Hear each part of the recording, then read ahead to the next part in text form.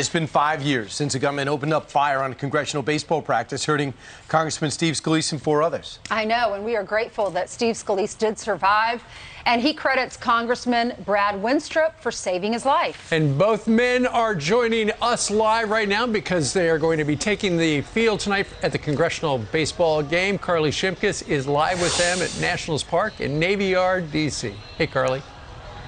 Yes. Hey, good morning, guys. It's great to see both of you. It's been 5 years. What do you remember, Congressman, about that moment? And what do you want other people to remember? Yeah, well, I mean, of course, that day I was just fighting for my life. By the time I got to the hospital, I was out and was in a coma for 3 days. So, you know, it was one of those deals where you knew at the moment something bad was going on and it felt my body shutting down. But Brad was there the whole time, checking on me, making sure that he could at least stop the blood. I arrived at the hospital with a 0 blood pressure. They said I didn't even have a minute left.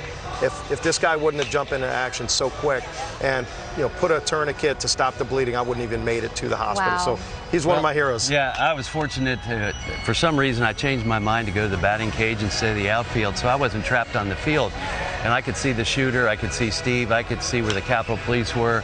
And so that was very fortunate, and all I kept thinking was keep my eye on Steve, get to him as soon as you can. It was a very eerie sight to see one person left out on that field, and it was Steve laying there. And you're saying that it could have been much different. You could have been right alongside him, but by the grace of God, you were in a safe location. I was in a So very when the good shooting location. stopped, you could get to him and save his life. Right. I had to move once because the shooter kept moving, and he was one time shooting right down my lane where I was on the other side of the field. But once I had the chance, I got out to Steve and assessed him just like I did in Iraq, you know, when you have wounded coming in. And actually his case reminded me of one in Iraq. And so I knew right away that he was in much more trouble than people thought, because they only saw the entry wound, and I was able to visualize what was going on inside and take care of him. Is this a situation where time sort of slows down for you as this is all playing out? I can't imagine what that moment must have been like.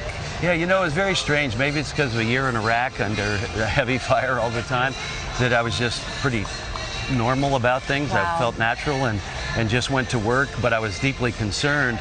And fortunately, some of the things I said to the medics before they took him away, it registered that he was in worse shape than most people thought. God put you there for a reason. Yep. How are you feeling right now? Feeling great. Look, it's been a long road to recovery, but God performed miracles that day, putting Brad there, David Bailey and Crystal Griner with Capitol Police, who both were shot during the shootout, and yet ultimately took the shooter down to save all of us that were there.